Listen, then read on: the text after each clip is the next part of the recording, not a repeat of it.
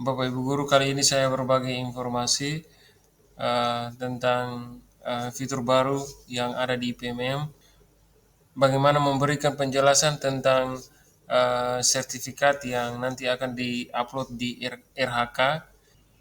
Apakah kita harus terdaftar di eh, komunitas belajar yang ada di PMM atau komunitas belajar yang ada di sekolah kita masing-masing, tapi tidak terdaftar di PMM. Ketika kita masuk ke PMM, pemberitahuannya ada di beberapa tombol lingkaran ini, yaitu di tombol lingkaran yang keempat kita klik saja.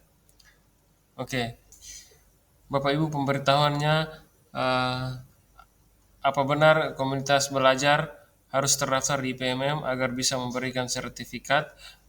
Mari kita cek dan kita kenali faktanya. Kita klik di sini.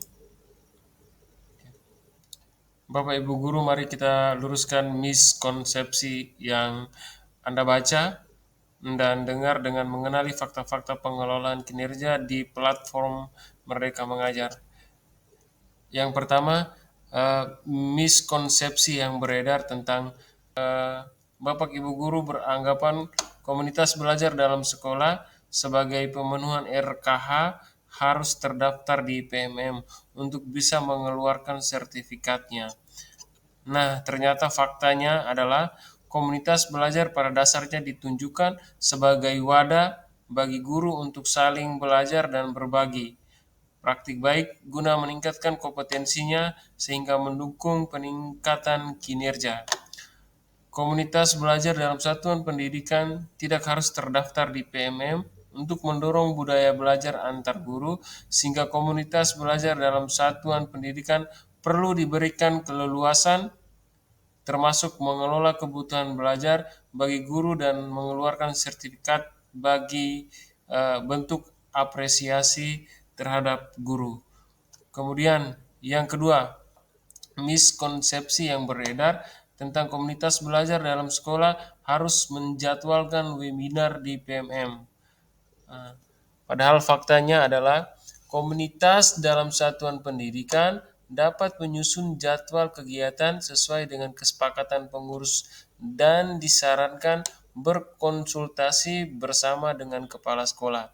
Kegiatan komunitas belajar dalam satuan pendidikan tidak diwajibkan dilakukan melalui webinar di PMM, melainkan dapat melalui kegiatan lain di luar PMM, sesuai dengan kebutuhan dan kesepakatan pengurus.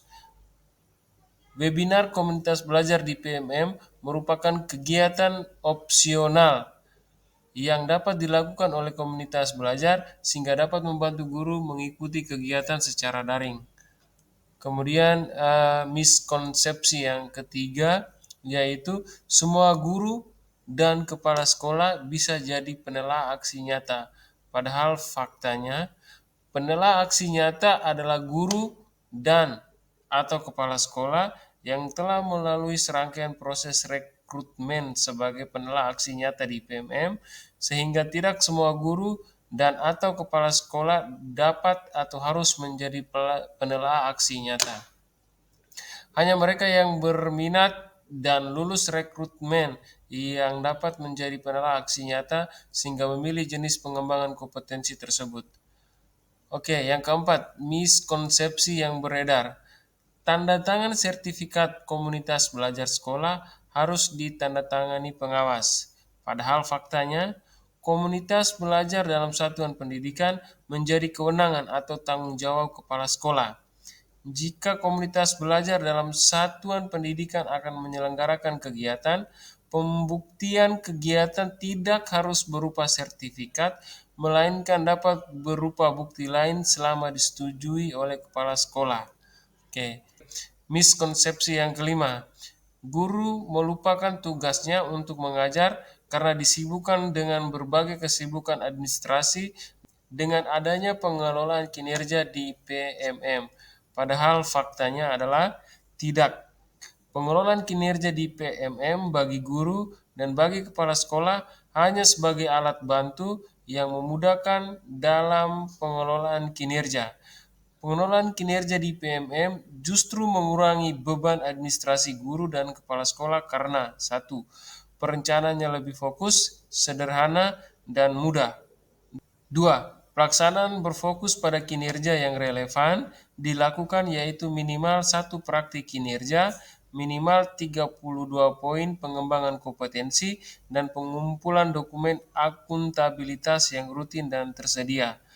Tiga, penilaian berfokus pada peningkatan kinerja melalui praktik kinerja dan pemenuhan sasaran perilaku kerja. Oke, Bapak Ibu, itulah beberapa informasi tentang miskonsepsi yang beredar ketika kita mau mengumpulkan dokumen yang berupa sertifikat. Jika Bapak Ibu guru merasa video ini bermanfaat, tolong subscribe dan like. Terima kasih.